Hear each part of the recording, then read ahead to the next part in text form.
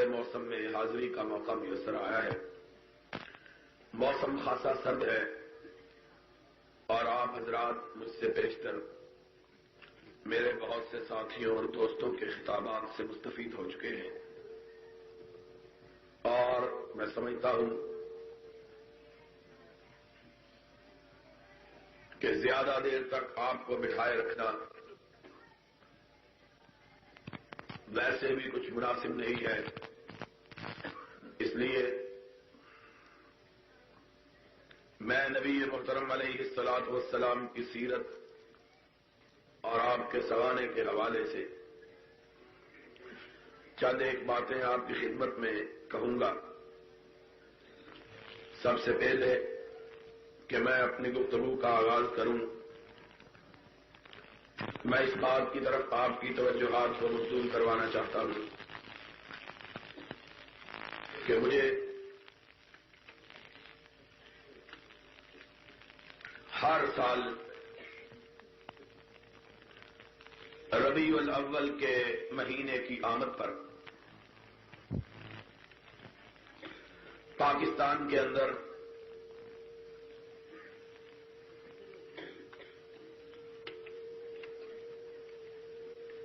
جو کہ مسلمانوں کا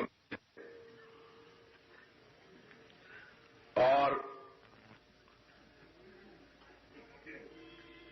یار کوئی بندہ نہیں جو ان کو چپ کرا سکے، کوئی سارے سینہ منسوب ہے،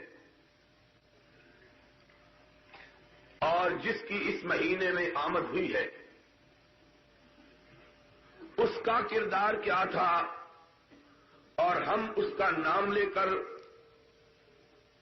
کون سے کردار کو اختیار کرتے. سرور گرامی حضرت محمد الرسول اللہ صلی اللہ علیہ وسلم 13 برس تک مکہ مکرمہ کی بستی کے اندر بازاروں میں، گلیوں میں، چوراہوں میں لوگوں سے پتھر کھاتے رہے، ان سے گالیاں سنتے رہے، اپنے آپ کو مجنون کہلوایا، انہیں ساحر کہا گیا، کاہن کے لقب دیے گئے. بھائی اور باپ اور بیٹی اور ماں ان کے درمیان تفریق پیدا کرنے والا کہا گیا. لیکن ان سب کے باوجود، بلکہ اس سے بھی بڑھ کر آپ کے قدموں کو لہو لہان کیا گیا، آپ کے گلوئے اطہر میں کپڑا ڈالا گیا، آپ کے جسم کو اس طرح زخمی کیا گیا کہ کوئی حصہ ایسا نہ بچا جہاں سے خون نہ رس رہا ہو. آپ کے راستے میں کانٹے بچھائے گئے، آپ کی اپنے رشتہ دار عورت آپ پر کوڑا و کرکٹ کے ڈھیر پھینکتی رہی، لیکن آپ یہ سب کچھ دیکھتے ہوئے، یہ سارے مظالم سہتے ہوئے، یہ ساری تکلیفیں برداشت کرتے ہوئے، ان ساری کٹھنائیوں سے گزرتے ہوئے، ان سارے زخموں کو دیکھتے ہوئے لوگوں کو کفر سے اسلام کی طرف لاتے رہے، اور ہم آرام سے اپنی مسجدوں پہ بیٹھ کے مسلمانوں کو کافر بنانے میں لگے ہوئے. نبی کائنات علیہ الصلوۃ والسلام نے تو یہ مصیبتیں اس لیے جی لی کہ کافروں کو مسلمان کریں، اور ہم اس مہینے کی آمد پر اس نبی کا نام لے کر پھولوں کے ہار پہن کے، جلوس نکال کے، اپنی راہوں کو موم بتیوں اور دیوں سے روشن کروا کے لوگوں کو تاریکیوں کی طرف دھکیلتے اور اور محمد کی امت کے لوگوں کو اسلام سے خارج کرنے کا فریضہ سر انجام دیتے ہیں۔ کیا حضرت محمد الرسول اللہ صلی اللہ علیہ وسلم کی یہی روش تھی؟ کیا آپ کا یہی طریقہ کار تھا؟ کیا اس مہینے میں یہی کام کرنا چاہیے؟ کیا جس کے نام پر اس مہینے کو آراستہ اور پیراستہ کیا جاتا ہے اس کو ایسے ہی کام پسند تھے؟ اس کے اخلاق کا عالم تو یہ تھا کہ اس کا بدترین دشمن اس کی زندگی اقدس میں ان کے بارے میں تاریخ کے سب سے نازیبا کلمات اپنی زبان سے نکالتا۔ قرآن نے ان الفاظ کو محفوظ کیا ہے کہ اس نے کہا تھا لَيُخْرِجَنَّ الْأَعَزُّ مِنْهَا الْأَذَلَّ،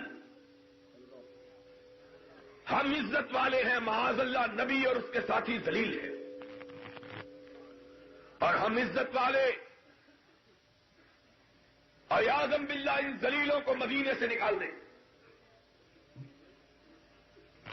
ایک چھوٹا سا بچہ اس سے یہ الفاظ سنتا ہے، بھاگا ہوا اپنے آقا کی بارگاہ میں حاضر ہوتا ہے، اس کی آنکھوں میں آنسو ہے،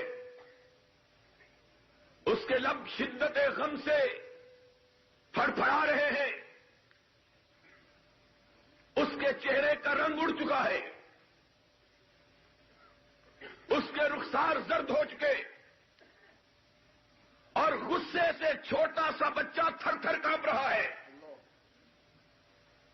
میرے آقا پیار سے اس کے سر پہ ہاتھ رکھتے ہیں، فرماتے ہیں بیٹے کیا بات ہے؟ آنکھوں میں مچلنے والے آنسو ٹپک کر باہر گر پڑتے ہیں، کہتے ہیں آقا آج اس منافقوں کے سردار عبداللہ ابن ابی نے آپ کو ذلیل اور اپنے آپ کو عزت والا کہا ہے۔ صحابہ تڑپ اٹھے، کئی لوگ اپنی تلواروں کو اپنے میانوں سے باہر نکال لیتے ہیں اور ان کے کچھ بولنے سے پہلے اس کا اپنا بیٹا لپکتا ہوا آگے بڑھتا ہے۔ اللہ کے رسول پہلے میری بات سن لیجئے گا۔ آپ نے نگاہ اقدس کو اٹھایا، فرمایا کیا بات ہے؟ اس نے کہا یا رسول اللہ لقد علمت الانصار بانی ابر الناس بوالدی، مدینے کے لوگ جانتے ہیں کہ مجھ سے زیادہ اپنے باپ کا فرما بردار کائنات میں کوئی دوسرا شخص نہیں ہے۔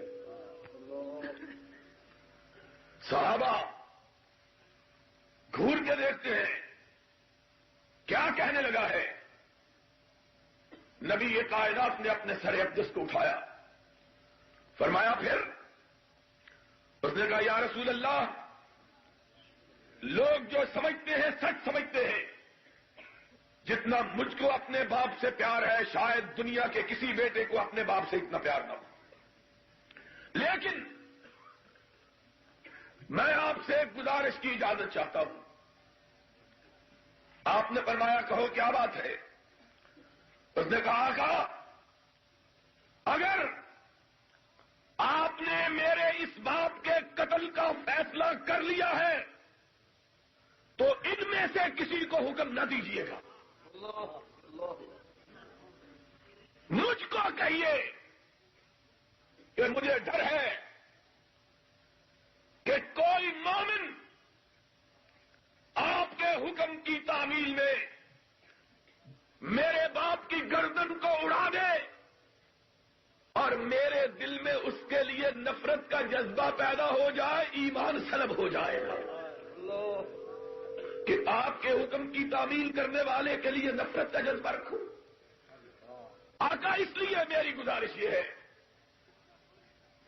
کہ اگر آپ کا فیصلہ ہے تو مجھ کو کہیے، ابھی آپ کی پلک نہیں جھپکے گی کہ میرے باپ کا سر ہوگا اور آپ کے پیر ہوں گے، میں گردن کاٹ کے لاتا ہوں۔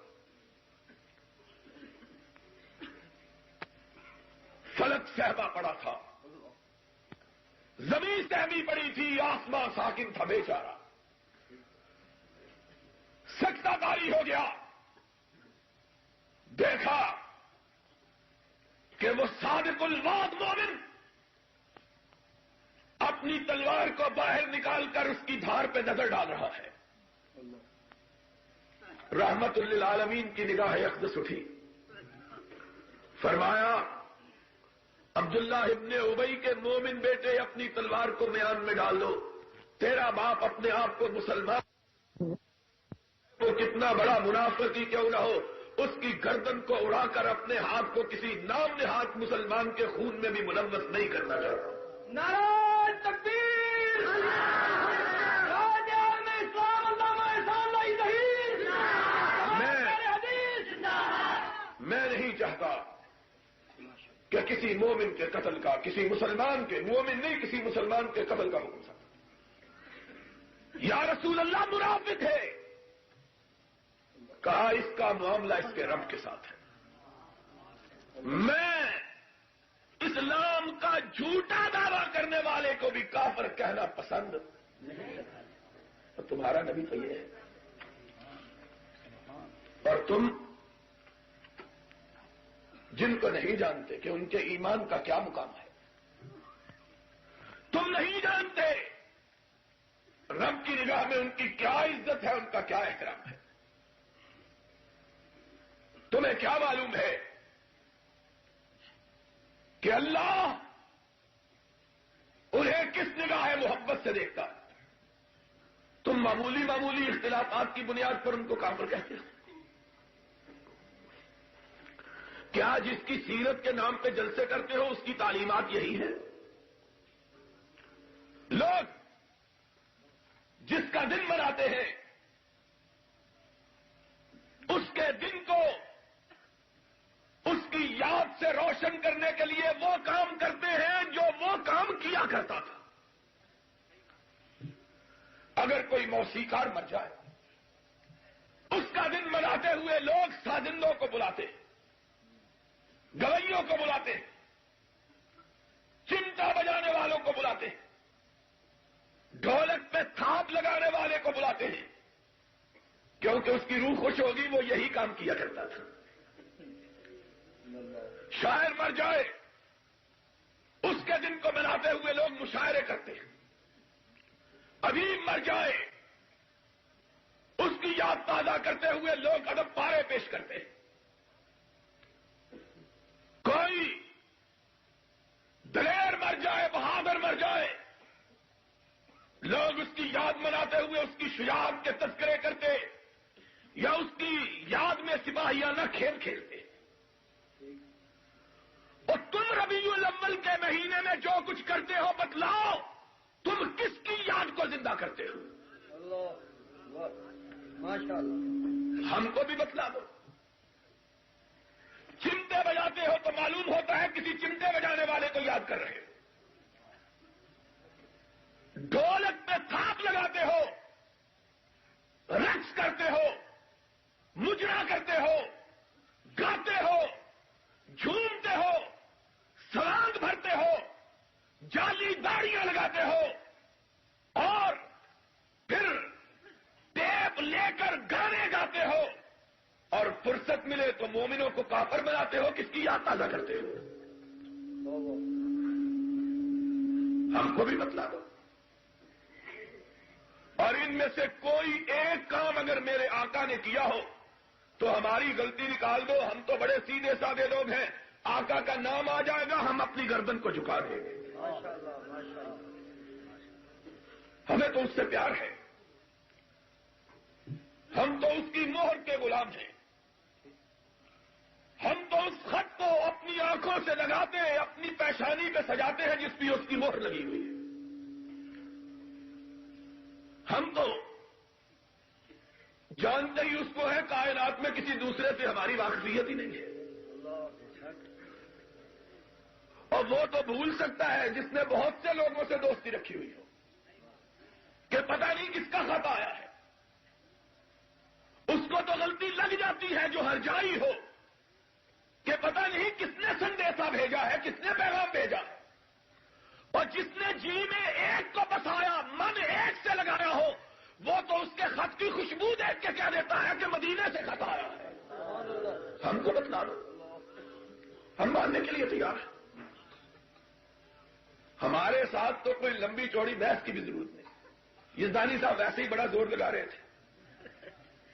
اور بحث کی تو وہاں ضرورت ہے جن کے کوئی 15-20 ہیں اور پتہ نہیں اس کی مانتے نہیں ہو تو چلو اس کی مان لو. ہمارے لیے تو ایک ہی ہے کہ سب کچھ خدا سے مانگ لیا تجھ کو مانگ کر, اور اٹھتے نہیں ہیں ہاتھ میرے اس دعا کے بعد کہ جب سے آمنہ کے لال کا چہرہ دیکھا ہے کسی دوسرے کے چہرہ دیکھنے کی ہوس ہی نہیں رہی.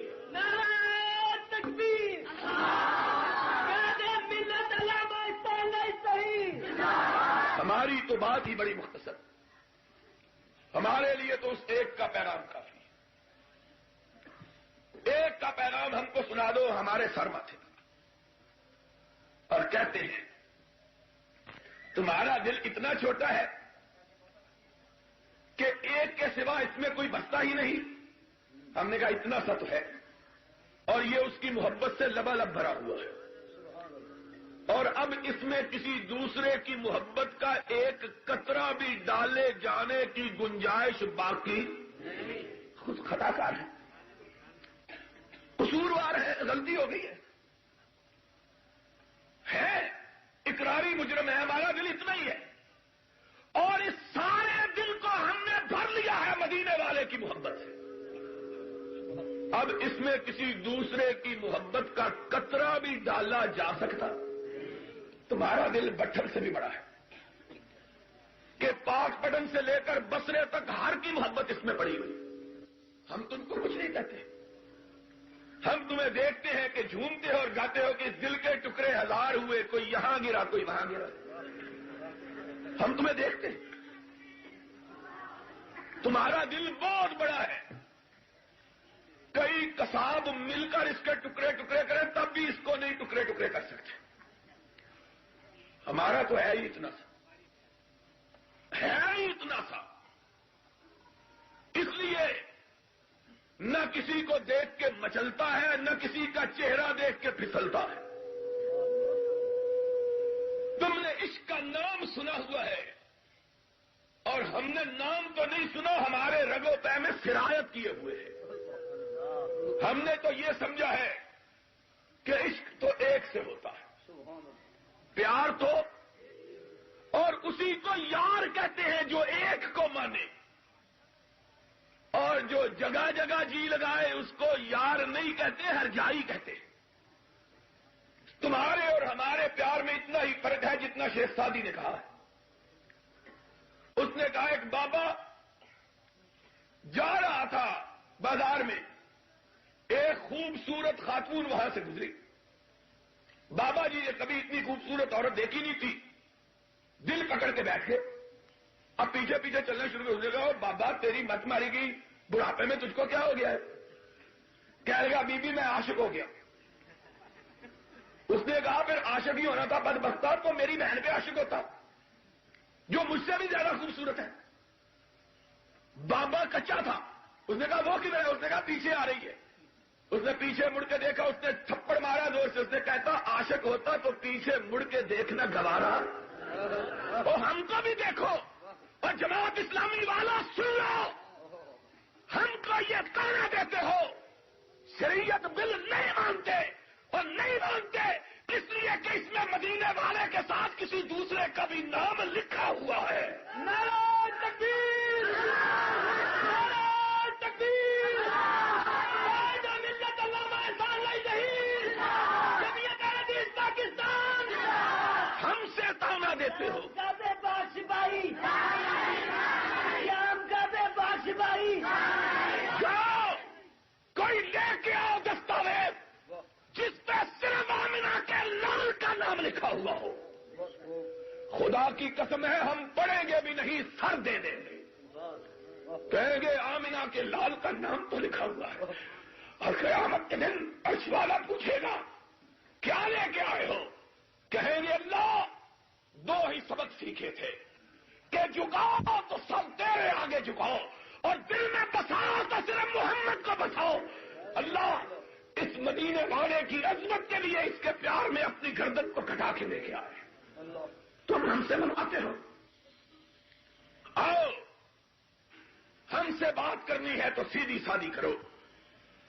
ہم کوئی یار ہر جائی نہیں ہے کہ کسی پنجابی میں نے کبھی نہیں بولی، لیکن ایک بات یاد آ گئی ہے کہ جتنی دیکھی توا پرات اوٹھے گزاری ساری رات. یہ ہم سے نہیں ہو سکتا. اس کے لیے کسی اور بڈھے کو منگوا لو. کیوں یلدانی؟ ہم سے یہ نہیں ہو سکتا. ہم نہ کسی کا توا دیکھتے ہیں، نہ کسی کی پرات دیکھتے ہیں، اور نہ کسی کی شادی دیکھتے ہیں، نہ کسی کی برات دیکھتے ہیں، نہ کسی کی کرسی دیکھتے ہیں، نہ کسی کا اقتدار دیکھتے ہیں، نہ کسی کی طاقت دیکھتے ہیں، نہ کسی کا اختیار دیکھتے ہیں، نہ کسی کی حکومت دیکھتے ہیں، نہ کسی کا وقار دیکھتے ہیں، نہ کوئی کرنیل دیکھتے ہیں، نہ کوئی جرنیل دیکھتے ہیں، نہ ضیاء حق دیکھتے ہیں، نہ جنیجو دیکھتے ہیں. ہم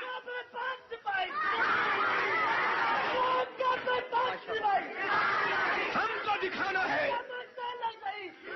ہم کو دکھانا ہے تو آؤ، یا رب کا قرآن لے کے آؤ یا مدینے والے کا فرمان لے کے آؤ.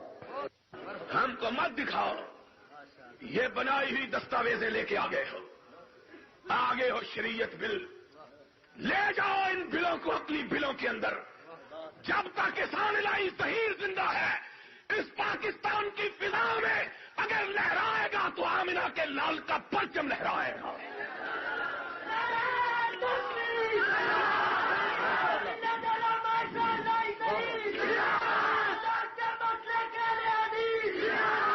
لے کے آگے ہے بل، لے کے آگے. جاؤ بے وقوفوں کو شکار کرو، یا ان کو شکار کرو جن کا نام بیچاروں کا چھپ نہیں سکتا، تمہارے وسیلے سے چھپ جائے گا. ہم نہ وسیلے کے قائل نہ پتیلے کے قائل. لے جاؤ ان کو اٹھا کر. ہم سیدھی بات کرتے ہیں. اور جو لوگ ضیاء الحق کے 10 سالہ ماشاء اللہ کے اقتدار کے زمانے میں نہ ضیاء الحق سے ڈرے نہ اس کے ماشاء اللہ سے ڈرے، تمہاری ان بلی کی میاؤں سے ڈر جائیں گے. اور یہ بلی بھی بیچاری مری ہوئی جس کو کئی دن سے چیچڑے نہیں ملے. اختلاف تو چیچڑوں کا ہے، اور کس بات کا اختلاف؟ صرف چیچڑوں کا اختلاف ہے. شرم کی بات ہے. آج ہم سے باتیں کرتے ہیں ضمیر فروش، ایمان فروش، دین فروش.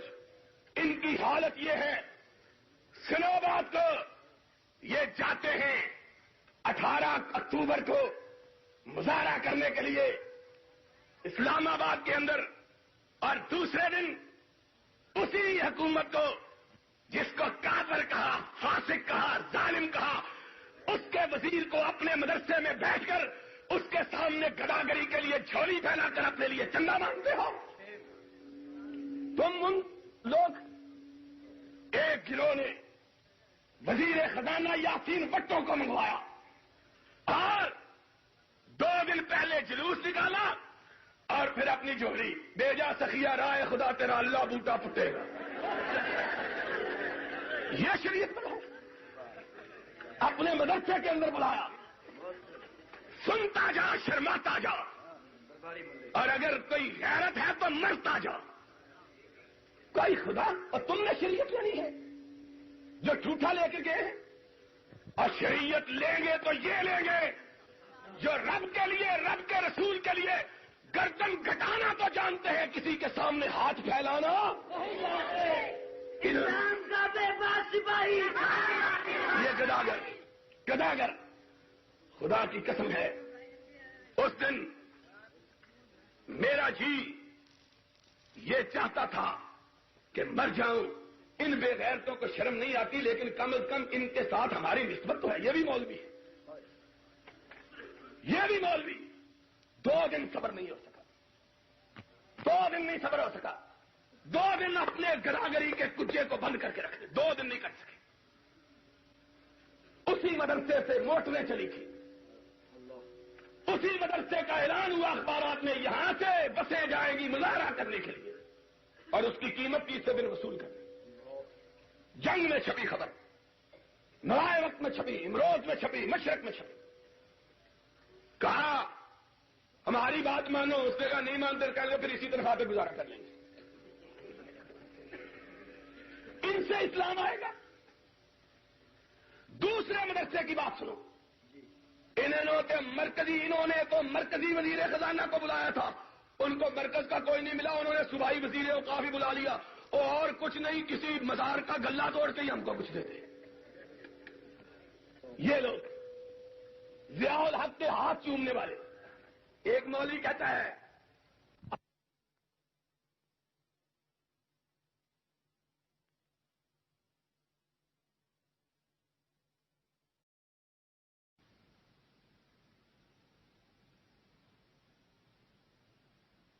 کوئی نہیں ملا، انہوں نے صوبائی وزیر اوقاف بھی بلا، اس کے پروانے لڑیں گے، شریعت کے لیے لڑیں گے تو یہ میرے بیٹے لڑیں گے، جن کا عقیدہ یہ ہے ان صلاتی و نسکی و محیای و مماتی للہ رب العالمین، جو موت و حیات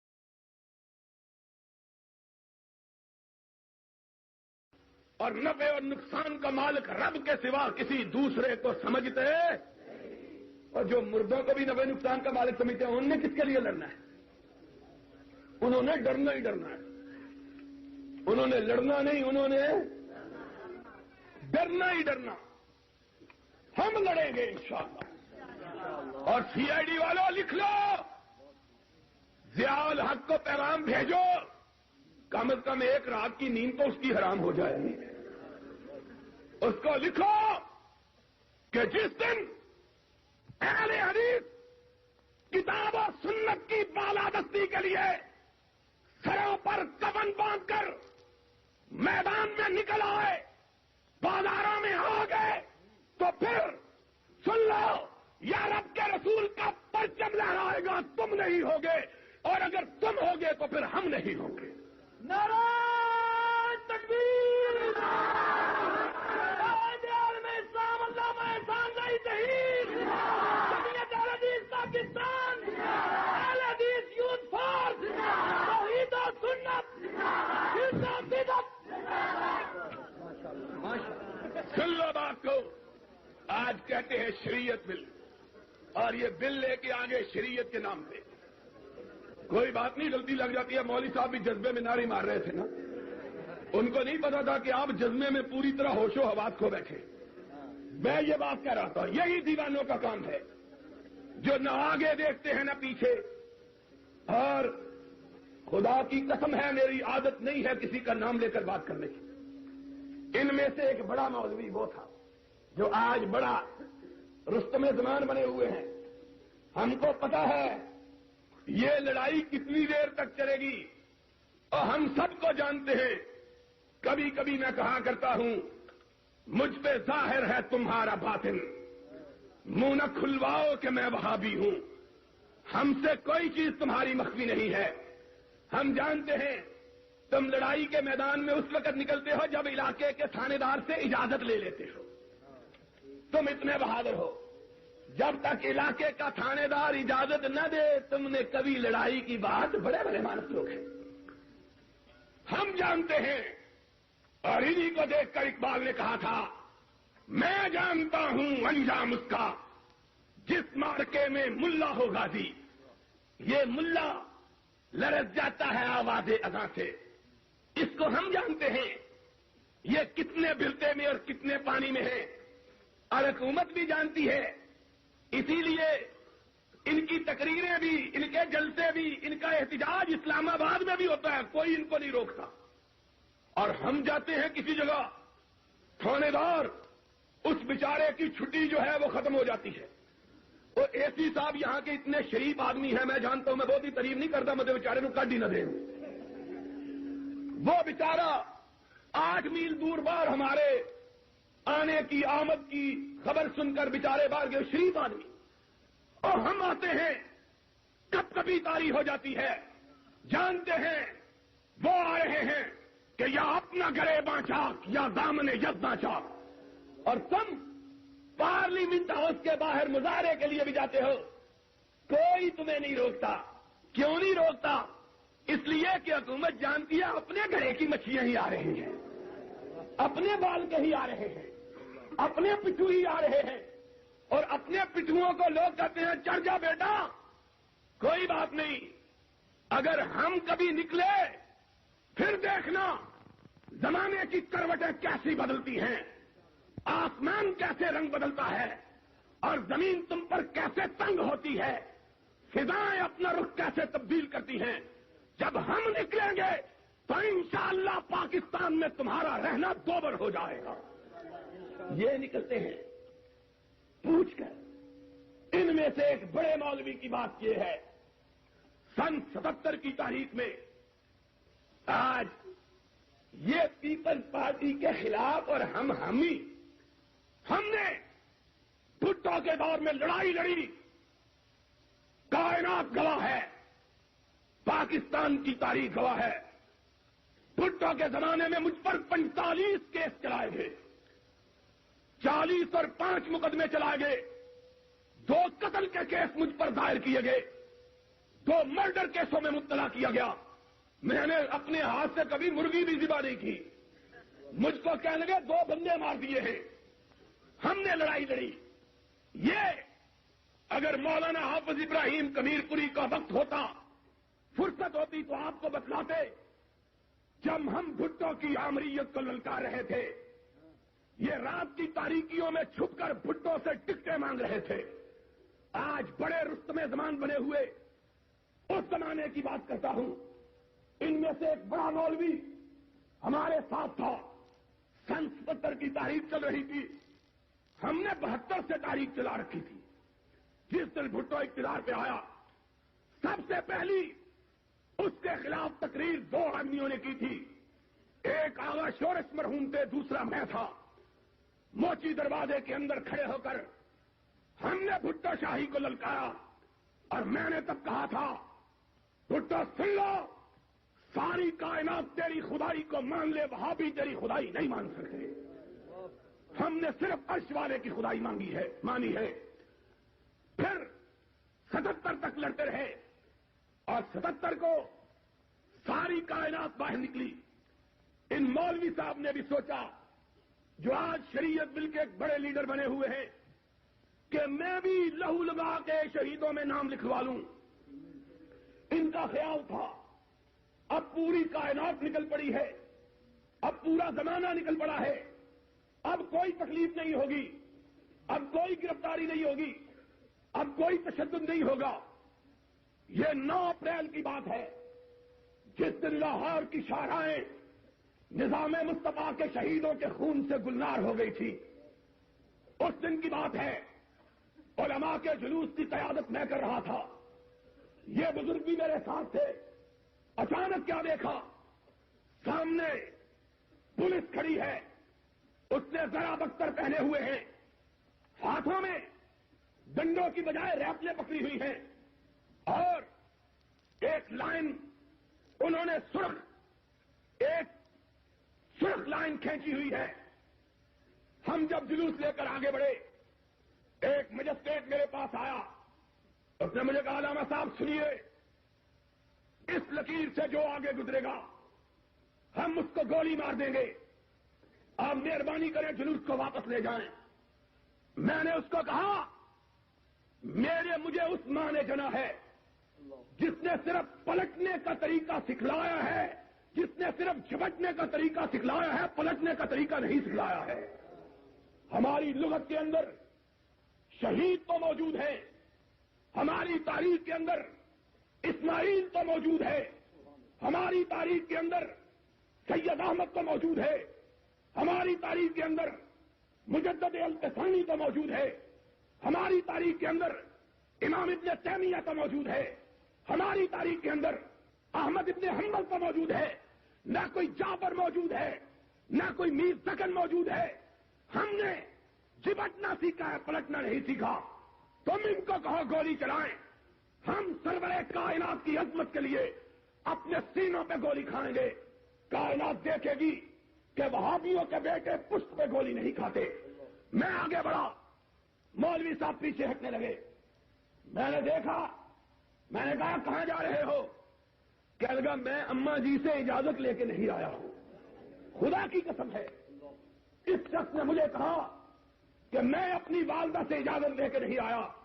میں نے کہا جاؤ, پھر پلٹ جاؤ, اپنی ماں کو میرا سلام کہنا, اور اگر میں مر جاؤں آج تو میری ماں کو بھی میرا سلام کہنا, اور کہنا تیرے بیٹے نے بھی تجھ سے اجازت نہیں لی تھی, میں نے بھی تجھ سے اجازت نہیں مانگی تھی, لیکن اماں مجھے یقین تھا کہ اگر محمد کی آبرو کے لیے میں تجھ سے کٹنے کی اجازت لیتا تو یہی جواب دیتی, بیٹا اجازت لینے میں وقت کیوں ضائع کیا ہے, کہیں رب ناراض نہ ہو جائے. اسلام کا بے بادشاہی, اسلام کا بے بادشاہی, اسلام کا بے بادشاہی. ہم جانتے ہیں ان لوگوں کی حیثیت کیا ہے, کتنے ان کے پانی میں ہیں, ان کی جرأتوں کا کیا عالم ہے. اور کعبے کے رب کی قسم ہے, تم محمد کے نام گرامی کو لے کے آؤ, تم خدا کی توحید کا ڈنکا بجا کے آؤ, شریعت بل لے کے نہیں آؤ, شریعت لے کے آؤ. میں تمہارے ساتھ اگلی سبھوں میں گولی کھانے کے لیے تیار, اور اپنے پورے ساتھیوں کو محمد کی آبرو پہ کٹوانے کے لیے تیار ہوں. پھر دیکھتا ہوں حکومت جھکتی ہے کہ نہیں جھکتی. اس کو پتا ہے یہ بکنے والے ٹوٹرو یہ ہمارا ہی رنگ جمائیں گے اور کچھ نہیں کمائیں گے. ان کو پتا ہے, اس لیے تمہیں اجازت ہے, اس لیے تم پر کوئی پابندی نہیں. تم پارلیمنٹ کے سامنے بھی مظاہرے کرتے ہو, تم کو کوئی نہیں روکتا.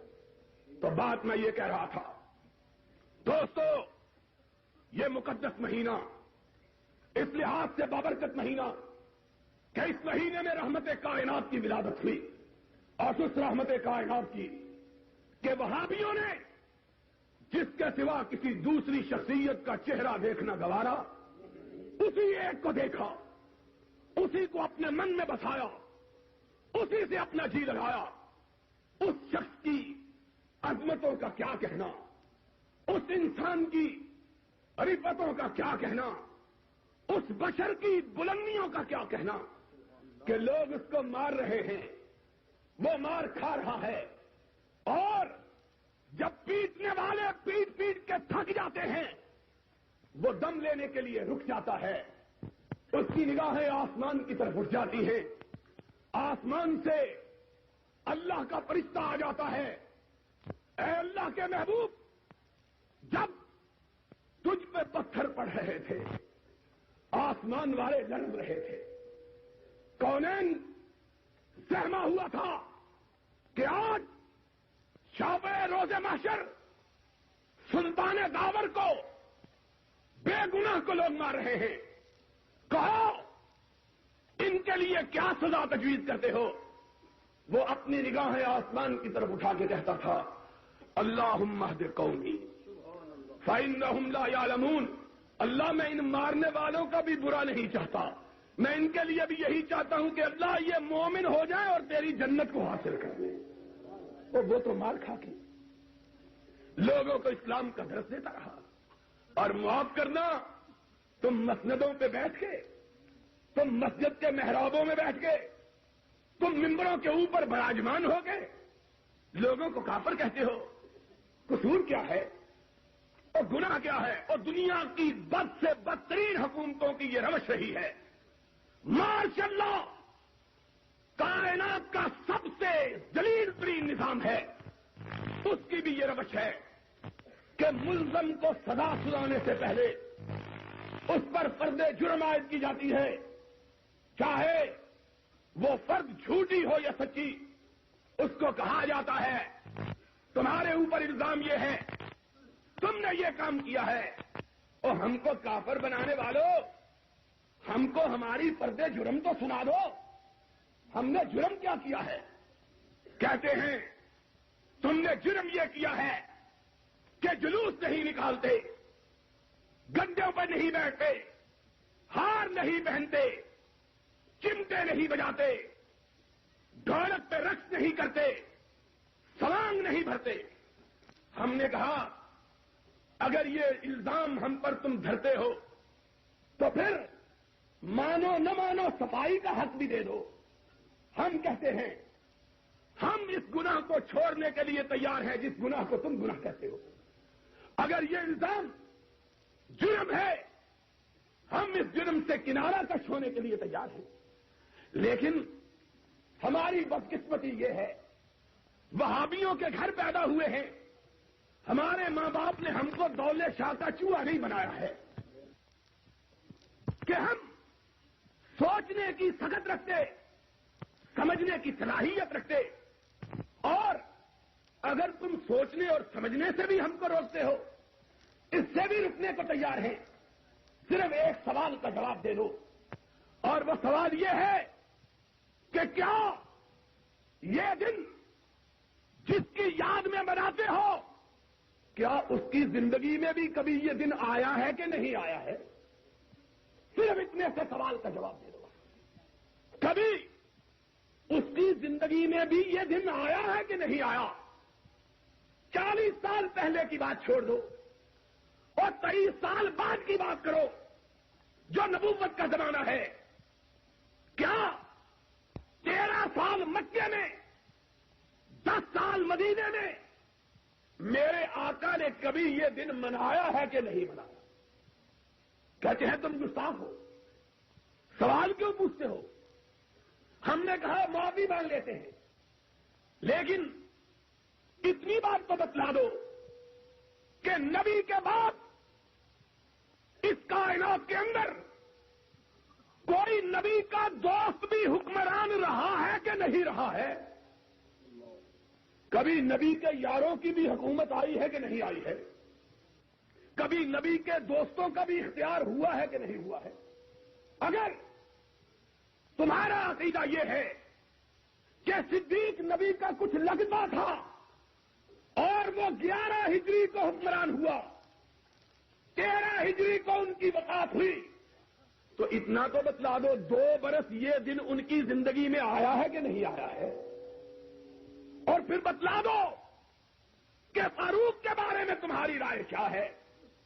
10 برس، سن 13 سے لے کر 23 تک، 24 تک وہ بھی حکمران رہا ہے 11 برس۔ کیا اس کی زندگی میں بھی یہ دن کبھی آیا ہے کہ نہیں آیا ہے؟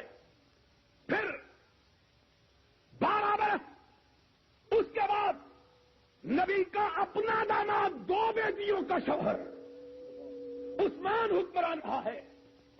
کیا اس کے دور اختیار میں بھی کبھی یہ دن آیا ہے کہ نہیں آیا ہے؟ پھر اس کے بعد ان کی چھوٹی بیٹی کا شوہر اور ان کے بیٹوں کا باپ، حسنین کا باپ علی مرتضی 35 ہجری سے لے کر 40 ہجری تک حکمران رہا ہے۔ 5 سال اس کے زمانے میں بھی یہ دن آیا ہے کہ نہیں آیا ہے؟ ان کے بعد خود ان کا اپنا لخت جگر، اپنا نواسا حسن 8 برس حکمران رہا، ان کے دور میں بھی ربیع الاول گزرا، کیا انہوں نے بھی یہ دن منایا ہے کہ نہیں منایا؟ یارو ہم اپنے لیے تو نہیں لڑتے، ہم کو مجرم کہہ دو تو کوئی بات نہیں، لیکن دیکھو تو صحیح کہ تمہاری ستم گری کن کن لوگوں پہ اثر انداز ہو رہی ہے۔ اگر یہ دن نہ منانا جرم ہے تو بتلاؤ قیامت کے دن صدیق کو کیا کہو گے، فاروق کو کیا کہو گے، عثمان کو کیا کہو گے، حیدر کرار کو کیا کہو گے، نبی کے بیٹے حسن کو کیا کہو گے؟ ان پر کون سی پردے جرم لگاؤ گے؟ جاؤ، اگر تم یہ کہو کہ ہم بھی اسی جرم کے مرتکب جس کے یہ مرتکب تھے تو ہمارے نصیبے کا کیا کہنا کہ ہم بھی اسی صف میں کھڑے ہوں جس صف میں صدیق و فاروق کھڑا ہو؟ پھر اس سے بڑی ہمارے نصیبے کی بات کیا؟ لوگوں آؤ انصاف کی بات کرو۔ آج تمہارا ملک اس بات کا متحمل نہیں ہے کہ معمولی باتوں کو، ان باتوں کو جن کو تم نے خود تراشا ہے، نہ قرآن میں جن کا ذکر، نہ محمد کے فرمان میں جن کا تذکرہ، ان باتوں پہ لڑ کے امت کو بانٹ رہے، امت میں تفرقہ پیدا کر رہے، امت میں خلفشار پیدا کر رہے، امت میں انتشار پیدا۔ آج امت کو اتحاد کی ضرورت ہے، آج امت کو اتفاق کی ضرورت ہے۔ بیرونی جارحیت ہمارے دروازوں پہ دستک دے رہی ہے، روسی فوجوں کی شاہ پر افغانستان ہر روز پاکستان پہ بمباری کر رہا ہے، مسلمانوں کی بہو بیٹیاں لٹ رہی ہیں، مسلمانوں کی آبروئیں کٹ رہی ہیں۔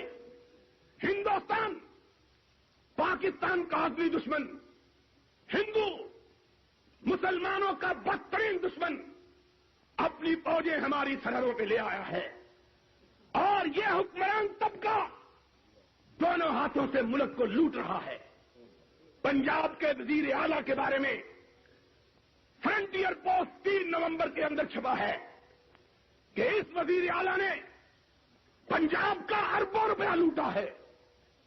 ایک ملا بے غیرت جس نے چند روز پیشتر جھوٹ کہا کہ محمد کریم میرے پاس آئے اور رسول اللہ میرے پاس آئے، جھوٹ بولا اور کہا میں نے اس وزیر اعلیٰ سے کوئی پیسہ نہیں اٹھایا۔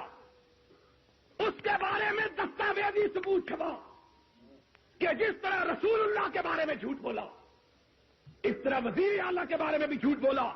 166 کنال زمین جس کی قیمت 1,66,00,000 روپیہ ہے، اس ملا کو اس وزیر اعلیٰ نے دی ہے، چھپا ہے اخبار میں۔